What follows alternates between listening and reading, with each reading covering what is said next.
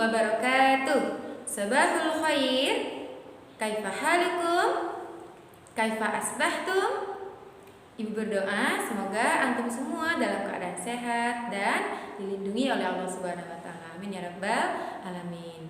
Baiklah, alhamdulillah hari ini kita kembali bertemu di pelajaran tema.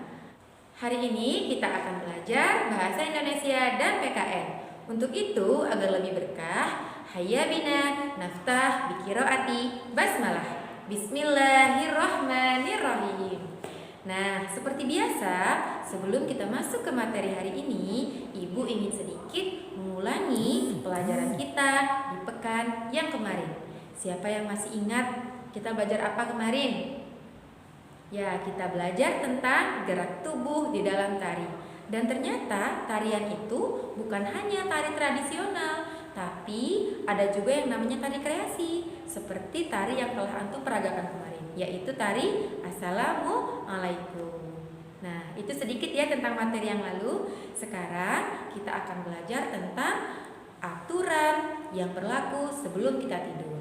Yang kedua, kita akan belajar tentang memahami syair puisi. Adapun tujuan belajar kita adalah yang pertama, setelah belajar ini anak-anak ibu dapat mengetahui apa saja sih aturan-aturan sebelum kita tidur, dan anak-anak ibu dapat mengetahui makna dalam sebuah puisi.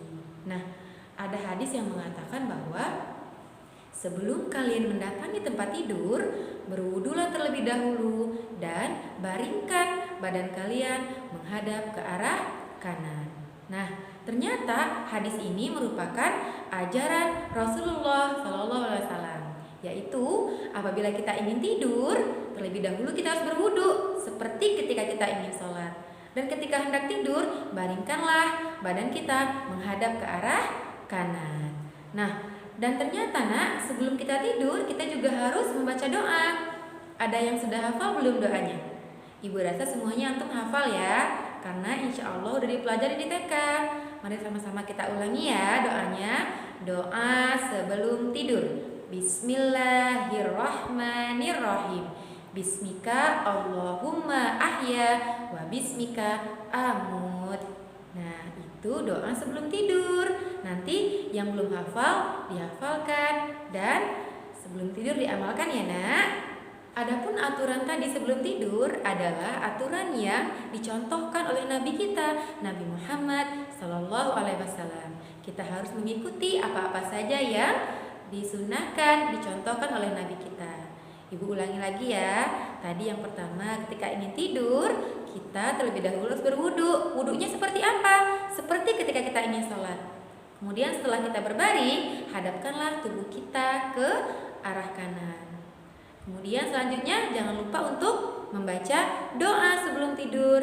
Dan ketika kita bangun pun harus membaca doa. Ada yang hafal doanya? Kita ulangi sama-sama ya. Doa bangun tidur. Bismillahirrahmanirrahim.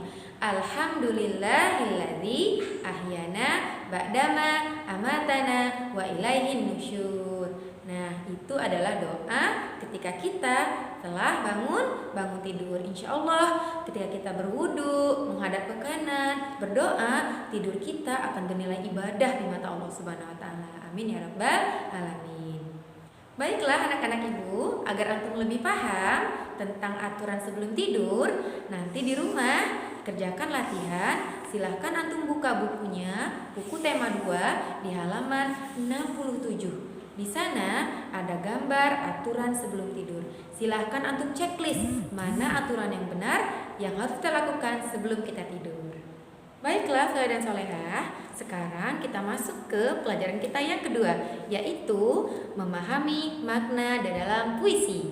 Seperti yang ada di buku antum di halaman 57. Di sana ada puisi tentang yang berjudul Teman Terbaik. Mari sama-sama kita baca ya. Teman terbaik. Teman, hari-hari kita lalui bersama. Ada canda dan tawa. Ada duka dan suka.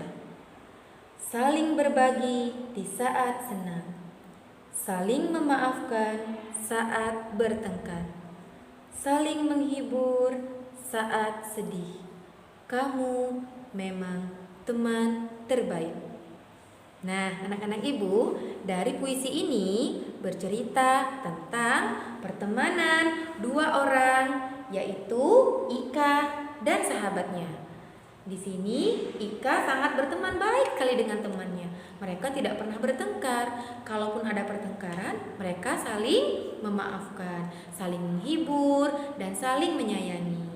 Baiklah anak-anak soleh dan solehah, setelah kita membaca puisi tadi, di bawahnya itu ada soal. Soalnya ada 3. Nanti soal ini akan dikerjakan sesuai dengan isi puisi yang di atas. Ibu beri contoh ya. Yang pertama, Susan dan Ika bersahabat.